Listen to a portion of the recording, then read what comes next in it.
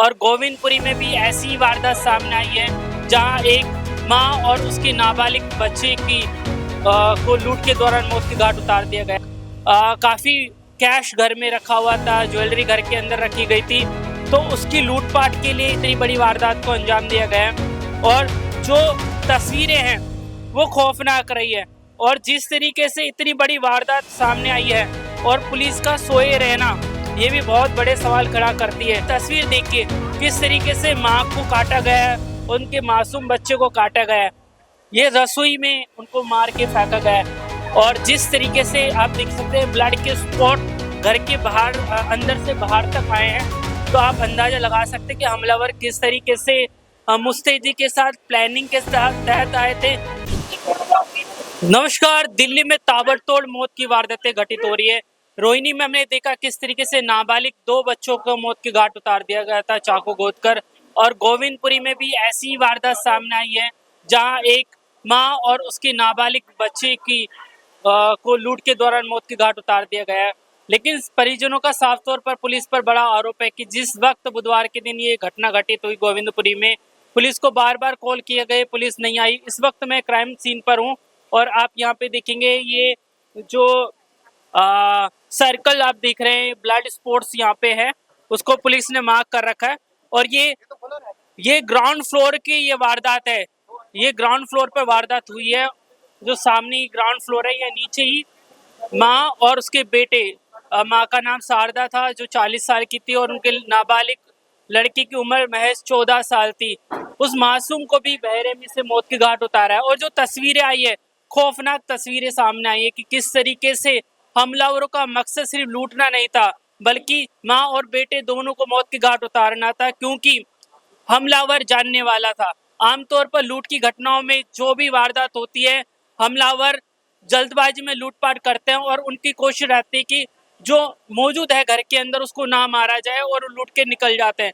लेकिन जिस तरीके से रसोई में ले जाकर मारा गया माँ और बच्चे को, तो साफ तौर पर तस्वीरें बयां करती कि बच्ची को बहरीमी से काटा गया, माँ को बहरीमी से काटा गया। तो ऐसे में परिजनों का आरोप है कि किसी जानने वाले ने वारदात को अंजाम दिया गया है। वो इसलिए कह रहे हैं क्योंकि हाल ही में परिवार ने एक कमेटी उठाई थी, लगभग काफ़ी कैश घर में रखा हुआ था, ज्वेलरी घर के अंदर रखी गई थी, तो उसकी लूटपाट के लिए इतनी बड़ी वारदात को अंजाम दिया गया है। और जो तस्वीरें हैं वो खौफनाक रही है, और जिस तरीके से इतनी बड़ी वारदात सामने आई है और पुलिस का सोए रहना, ये भी बहुत बड़े सवाल खड़ा करती है। क्योंकि गोविंदपुरी ये जो इलाका है, यहाँ पे हमेशा से क्राइम अप रहा है, और दिल्ली में जिस तरीके से लगातार वारदातें हो रही है, आप ये तस्वीर देखिए किस तरीके से माँ को काटा गया है, उनके मासूम बच्चे को काटा गया है, ये रसोई में उनको मार के फेंका गया है। और जिस तरीके से आप देख सकते हैं ब्लड के स्पॉट घर के बाहर अंदर से बाहर तक आए हैं, तो आप अंदाजा लगा सकते हैं कि हमलावर किस तरीके से मुस्तैदी के साथ प्लानिंग के तहत आए थे कि इनको मौत के घाट उतारना है।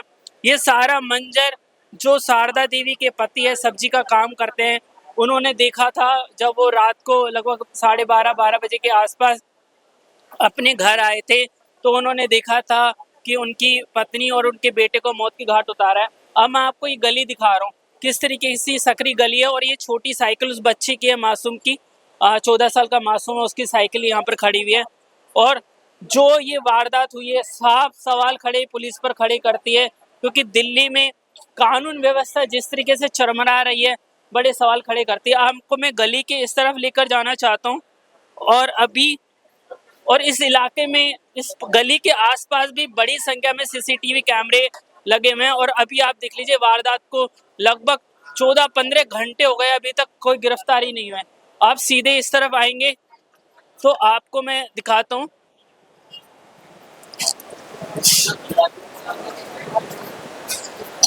अब वो सामने वाला घर देख रहे हैं, वहाँ पे सीसीटीवी कैमरे लगे हुए हैं। अब पुलिस क्या कर रही है, किस तरीके से जांच कर रही है, गली के बाहर आप जाएंगे वहाँ पे भी सीसीटीवी कैमरे लगे हुए हैं।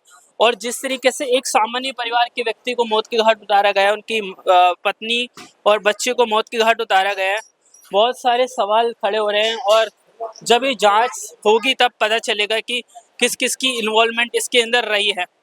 आपको मैं कुछ लोगों से बात करो। अंकल जी, इतनी बड़ी वारदात हुई है, क्या आप दूर से आए हैं या यहीं के रहने वाले हैं? और ये वारदात हुई है, इसको लेकर क्या बोलेंगे? क्या बोल सकते हैं, बहुत बुरी घटना हुई है। अब भाई पुलिस कार्रवाई करे और इनको इंसाफ दिलाए। ये जो वारदात हुई, इसके पीछे आपको क्या किसी पे शक है? क्या परिवार के लोग हैं या आप यहाँ गली मोहल्ले के हैं? कोई तो साजिश होगी भाई, कोई तो जानने वाला है। 2 दिन पहले कमेटी उठ के आई थी, जी जी। समझे। पैसा रखा था घर में, किसी न किसी साजिश तो होगी होगी। तो कितने पैसा की बात हो रही है? लगभग 10 लाख की बात हो रही है। 10 लाख रुपए करीब था, कमेटी उठ के आई थी। वो पैसा था कि किसी ने मुखबरी दी होगी। बिना मुखबरी के कुछ नहीं हो सकता। और क्या जो बच्चा और माँ मरे हैं इस वजह से मरे क्योंकि जो हमलावर थे उनके जान पहचान के थे? हो सकता, कोई बता नहीं सकते भाई, अब वही जानने वाला है। समझे, ऐसे किससे क्या कह सकते हैं। पहचानने वाला था या पहचान लिया था, ऐसे कुछ नहीं कह सकते। आपको कुछ पता है? तो ये गली नंबर 10 गोविंदपुरी का गली नंबर 10 है। आप देख सकते हैं इस तरफ परिवार के काफी सारे लोग बैठे हुए हैं। आपको मैं दिखा रहा हूँ। और आंटी जी, आपके पड़ोस में इतनी बड़ी वारदात हुई है, बहुत सवालों के घटघरे में खड़ी होती है पुलिस कि रात में मुस्तैद नहीं है पुलिस, लगातार अपराध दिल्ली में हो रहे हैं। कैसे सुरक्षित रह पाएंगे दिल्ली के लोग? ऐसे रह रहे जैसे रह रहे, डर डर के जीना, घर के अंदर भी डर डर के जीना है, डर डर के खाना, डर डर के मरना है। तो आप यहीं के रहने वाले? हम 13 नंबर के रहने वाले हैं। हम सब 13 नंबर के हम सब 13 नंबर के रहने वाले हैं। हम लोग सब खबर सुन के आए। हम लोग सब खबर सुन के आए। जो परिवार का बैकग्राउंड है, सब्जी बेचने वाले सामान्य लोग हैं। सामान्य लोग, गरीब लोग थे, कोई अमीर भी नहीं, कोई करोड़पति भी नहीं है। सब्जी में कितने पैसे कमा लेगा? 300-400 रुपए कमा लेगा। हाँ, कितने पैसे होते हैं? हमें भी नहीं छोड़ेगा, हम तो काम करके खाते हैं, हमें भी नहीं छोड़ेंगे। जब सब्जी वाले को नहीं छोड़े तो हमें कहाँ से छोड़ेंगे? मासूम बच्चों को जिस तरीके से मौत के घाट उतारा है, उसकी किससे दुश्मनी नहीं थी? उस बच्चे को किसके खुशी में बताओ? बच्चे तो मासूम होता है, हर किसी को देख के कलेजा फट जाएगा। पता नहीं कैसा लोग है ये। ऐसे आपको लगता है लोगों को किसी जिंदा जला देना चाहिए। जानने वाले का हाथ हो सकता है? किसी जानने वाला को, जानने वाला के काम होगा और क्या होगा? कोई बाहर वाला आएगा नहीं, जानने वाला ही होगा, बाहर वाला कोई नहीं आ सकता है। हाँ, जिसको पता चलेगा कि कैसे क्या हुआ वही आके कर सकता है, बाहर वाला तो कोई आ ही नहीं सकता इसमें। और गरीब लोग थे। डबल डोर है, किस लिए होता है? नेट वाला किस लिए होता है? सुरक्षित के लिए होता है। जानने वाला तभी तो दरवाजा खुली बेचारी। कि महिलाएं आमतौर पर रात के समय पर अनजान व्यक्ति के लिए कभी दरवाजा नहीं खोलती है। कोई जानने वाला व्यक्ति होगा तभी गेट उन्होंने जाते दरवाजे तभी खोलते हैं। और क्या? लकड़ी का गेट खोलेगा, लोहे का गेट तो नहीं खोलेगा। लोहे का गेट खोलेगा, दोनों गेट तो कोई नहीं खोलेगा। एक ही गेट खोल के इंसान बात करे तो दोनों गेट खुला हुआ है। मतलब ऐसे मोहल्ले के अंदर ऐसा हरकत देख के, ऐसा हादसा देख के कितना डर डर के जीना है दिल्ली में। इसी तो दिल्ली में रह चले और मत गाँव चले जाओ, अच्छा है। बताओ, आज इनको नहीं छोड़ा, सब्जी वाले को नहीं छोड़ा, कल हम लोग काम करने वाले हम लोगों को भी नहीं छोड़ेंगे, हम लोगों को भी ऐसे मार देंगे। आपको बता दें ये वारदात हुई है, उसके बाद में पुलिस को बार बार कॉल किए गए, यहाँ तक कि परिजन थाने में भी गए। जी जी जी। सामान लेना था। वो 13 साल के बच्चे, उसके साथ क्या दुश्मनी है बताओ? कोई दुश्मनी नहीं है, बच्चा तो बच्चा ही होता है। बताओ, उनका अगर देगा तो हम लोग तो कलेजा फट जाएगा देख के। कितना छोटा बच्चा, सुबह हाँ? से खेला करते थे बच्चा। सुबह शाम यहीं पे चलते थे, खूब सारे के साइकिल रखा है। साइकिल रखा हुआ है बच्चे का।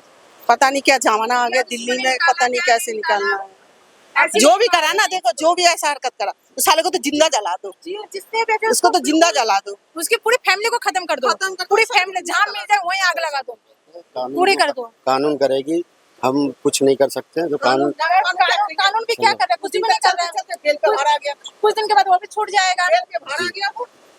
कानून उनको सजा देगी, हम कुछ नहीं कह सकते। कितने परिवार में शारदा के पति के अलावा उनका लड़का था, एक शारदा थी, और कौन कौन रहता था उनके साथ, कुछ पता? देखो ये तो हमें पता नहीं है, लेकिन हमारा तो घर पे 13 नंबर पे है, लेकिन इतना पता नहीं है। जो भी हादसा हुआ इसमें हम आपसे जताएं, ये ऐसा नहीं होना चाहिए। ऐसे भी हुआ तो गलत हुआ। आना जाना है हमारा रास्ता, ठीक है। और आपको मैं बता दूं, जब ये वारदात हुई उसके बाद जॉइंट कमिश्नर विजय कुमार खुद मौके वारदात पे यहाँ पे मौजूद थे, पुलिस के आला अधिकारी यहाँ पर मौके वारदात पे मौजूद थे।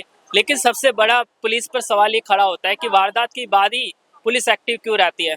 जब चोर और उठाईगिरे और तमाम लोग एक्टिव रहते हैं, उस समय गश्त क्यों नहीं करी जाती? तमाम सीसीटीवी कैमरे जरूर यहाँ पे लगे हुए हैं, लेकिन अधिकतर जो कैमरे हैं, सरकारी जो कैमरे होते हैं, रख रखाव की वजह से खराब हो जाते हैं। लेकिन बड़ा सवाल ये हो रहा है कि दिल्ली में जिस तरीके से क्राइम कैपिटल दिल्ली बनती जा रही है, बहुत बड़े सवाल खड़े होते जा रहे हैं। गोविंदपुरी में जिस तरीके से डबल मर्डर की घटना हुई है, मेरे साथ परिवार के रिश्तेदार हैं। माता जी, जिस तरीके से घटना हुई है, ऐसा की जा रहा है कि कोई जानने वाला है जिसकी वजह से मर्डर हुआ। तो जब बिना जानने वाले के तो गेट खोलेंगे ही नहीं। जब जानने वाला होगा तभी तो गेट खोलेंगे, बिना जानने वाले को तो गेट कोई नहीं खोल सकता है। लेकिन जो पुलिस है उस पर बहुत सारे सवाल खड़े हो रहे हैं। काफी लेट पुलिस आई है और वारदात को 15 घंटे बीत चुके हैं, अब तक जो आइडेंटिफाई नहीं करे गए कौन हमलावर थे। अभी खत्म हुई है, वो खुद पहुंची है थाने में, थाने से नहीं आए। 2 गाड़ी उन्होंने रोड पे रोकी, वो नहीं आए पुलिस वाले। 100 नंबर कॉल की, 112 पे कॉल की, कोई नहीं आए। फिर जब लड़का ज्यादा ही गर्म हुआ है, उसके बाद में दो जने आए हैं, वो गर्म हुआ है कि नहीं, तो फिर वो भी थाने खुद पहुंचे स्कूटी लेके बुलाने, तब आए हैं। तो इसमें भी दिल्ली के लोग राम भरोसे हैं। और दिल्ली रेखा गुप्ता ही अपनी दिल्ली की पुलिस को सख्त नहीं कर रही है, उन्हें सख्त करना चाहिए, पुलिस पे सख्ती करनी चाहिए। इतनी लापरवाह पुलिस है दिल्ली की, दिल्ली जैसी पुलिस मैंने कहीं की नहीं देखी है। और गृह मंत्रालय भी, उनको भी देखना चाहिए। गृह अंकल मंत्रालय जी, जो ये वारदात हुई है, एक मासूम बच्चे और उसकी माँ को मौत के घाट उतारा है, तो ये जो हमने देखा है शव रसोई में पड़े हुए थे, क्या अलग अलग कमरों में मारा गया है या रसोई में ले जाकर मारा गया है? भाई इकट्ठे ही मारे गए, मतलब अंदर तो पुलिस आ गई, फिर जाने नहीं दिया है। हाँ, दोनों इकट्ठे ही मारे गए, किसी को आने बाद पुलिस आ गई, उसके बाद किसी को नहीं जाने दिया है। हाँ, है कि किचन में दोनों डेड पड़े थे, बस हमने आके यही देखा। अब ये नहीं पता क्या आपको लगता है किस तरीके से मारा गया? चाकू से मारा गया क्या? धार वाले चाकू से मारा गया, बहुत बुरी तरीके से। कहाँ वार किए गए? गर्दन पे मारा गया, छाती? तो हमें बॉडी अच्छे से देखने नहीं दी, बच्चे के आगे और पीछे है निशान जो हमें दिखे, और गले पे है, माँ के गले पे है और पेट पे। जब ये पूरी वारदात हो रही थी, ऊपर काफी लोग रहते हैं, कोई जगह नहीं, किसी को कुछ नहीं पता, कह रहे हमें कोई शोर नहीं आया, हमें पता नहीं चला कुछ भी नहीं।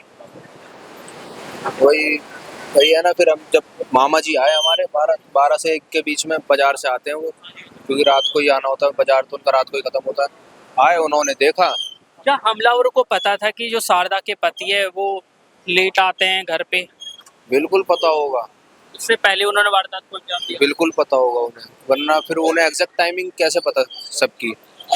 क्या आप परिवार के लोगों को पे किसी पर शक है आप लोग? अभी ऐसे हमें किसी पे शक नहीं है, क्योंकि हमारे मामा जी का स्वभाव ऐसा है कि सबसे मिल बांट के रहने वाला, और किसी से कोई दुश्मनी नहीं, बस अपने काम से मतलब।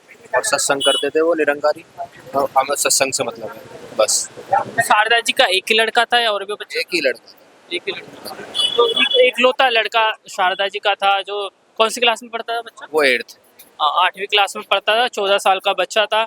और जिस तरीके से वारदात को अंजाम दिया गया दिल्ली के अंदर, और ऐसी 2 वारदातें सामने आ चुके हैं। रोहिणी में भी इसी तरीके से 2 नाबालिग भाइयों का चाकू गोदकर मर्डर किया गया था, और अब गोविंदपुरी में भी बहरे में से एक माँ और उसके बेटे को मौत के घाट उतार दिया गया है। परिजनों का आरोप है कि इसके पीछे किसी जानने वाले का हाथ है, क्योंकि घर में काफ़ी कैश पड़ा हुआ था और जो अलमारी भी तोड़ी गई है। ऐसा माना जा रहा है कि लूट का इसको रूप दिया गया है, और इसी वजह से हमलावर जानकार थे, इसलिए दोनों माँ बेटे को मौत के घाट उतारा दिया गया है। इस वक्त मैं गोविंदपुरी में हूँ और एक बड़ी वारदात यहाँ से सामने आई है।